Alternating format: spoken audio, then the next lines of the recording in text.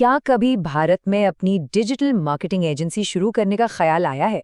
अगर हाँ, तो ये पड़ताल बिल्कुल सही जगह है। हम एक आइडिया को एक कामयाब बिजनेस में बदलने के पूरे सफर को स्टेप बाय स्टेप समझेंगे।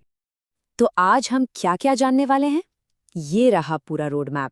हम कानूनी औपचारिकताओं से शुरुआत करेंगे और एजेंसी को बढ़ाने की रणनीतियों तक जाएंगे। चलिए शुरू करते हैं।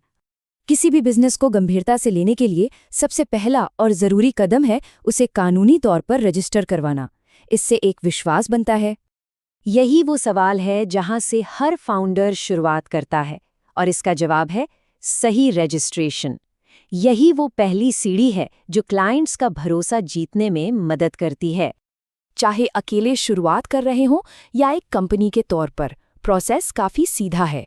मूल रूप से पहचान, पते का सबूत और बैंक डिटेल्स की ही ज़रूरत पड़ती है। जीएसटी के अलावा एमएसएमई के तौर पर रजिस्ट्रेशन करने से सरकारी योजनाओं और सपोर्ट का भी फ़ायदा मिलता है। और अच्छी बात यह है कि ये पूरा प्रोसेस ऑनलाइन और काफ़ी आसान है। अच्छा, तो अब एजेंसी तो कानूनी तौर पर बन गई, लेकिन असली चुनौती अब शुरू होती है। अपने पहले क्लाइंट्स को कैसे जीता जाए? क्लाइंट्स ढूंढने से पहले ये समझना जरूरी है कि ढूंढना किसे है ना? यहीं पर काम आता है आईपीसी, यानी कि आइडियल कस्टमर प्रोफाइल। ये एक तरह से आपका गाइड है जो बताता है कि आपके लिए परफेक्ट क्लाइंट कौन है। और जब ये पता चल जाए कि आपका आईसीपी कौन है, तो लिंक्डइन जैसे प्लेटफॉर्म्स कमाल कर सकते हैं। यहाँ पर इतने फिल्टर्स हैं कि आप बिल्कुल सही लोगों तक पहुँच सकते हैं जो आपके क्लाइंट बन सकते हैं। लिंक्डइन पर अपने आईसीपी तक पहुँचने के दो मेन तरीके हैं। इसे ऐसे समझिए, एक है स्पॉन्सर्ड कंटेंट, जो कि एक बिलबोर्ड की तरह है, जो उनकी फीड में सबको दिखता है। और दूसरा है स्पॉन्सर्ड मैसेज, जो एक पर्सनल लेटर की तरह सीधे उनके इनबॉक्स में जाता है। ओके, तो टारगेट ऑडियंस मिल गई। अब आता है शायद सबसे मुश्किल सवाल, अपनी सेवाओं की सही कीमत क्या रखी जाए। ये चार्ट भारत में डिजिटल मार्केटिंग के मार्केट रेट्स का एक अच्छा अंदाजा देता है। जैसा कि साफ दिख रहा है, सर्विस जितनी जटिल होगी उसकी कीमत उतनी ही ज्यादा होगी। तो कौन सा प्राइसिंग मॉडल सबसे अच्छा है? ये पूरी तरह से क्लाइंट की ज़रूरत पर निर्भर करता है। रिटेनर मॉडल लंबी पार्टनरशिप के लिए बढ़िया है, जबकि प्रोजेक्ट बेस्ड फीस किसी एक खास काम के लिए परफेक्ट है। ठीक है, क्लाइंट्स भी हैं और पैसे भी आ रहे हैं। अब वक्त है एक ऐसा सिस्टम बनाने का जिससे एजेंसी का काम बिना किसी रुकावट के स्मूथली चलता रहे। ये जो लाइन है, ये एक स्टैंडर्ड मार्केटिंग अग्रीमेंट से है। इसका सीधा सा मतलब ये है कि काम पूरा होने पर क्लाइंट ही फाइनल मार्केटिंग मटेरियल का मालिक होगा। ये छोटी सी बात एजेंसी और क्लाइंट दोनों को भविष्य की परेशानियों से बचाती है। और देखिए, काम को बेहतर तरीके से चलाने के लिए कोई बहुत महंगा सॉफ्टवेयर नहीं चाहिए। इसकी शुरुआत होती है इन छोटी छोटी अच्छी आदतों से। अब इन सभी कामों को कुशलता से करने के लिए सही टेक्नोलॉजी की जरूरत तो पड़ती ही है।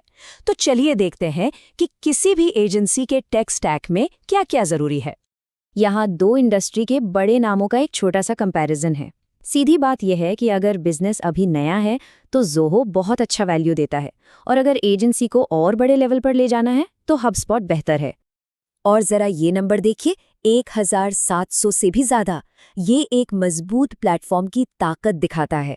इसका मतलब है कि जैसे जैसे एजेंसी बड़ी होगी, हबस्पॉट लगभग हर उस टूल के साथ इंटीग्रेट हो सकता है जिसकी जरूरत पड़ेगी।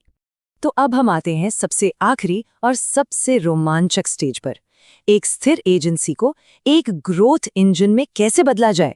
ग्रोथ का मतलब सिर्फ ज्यादा क्लाइंट्स लाना नहीं होता।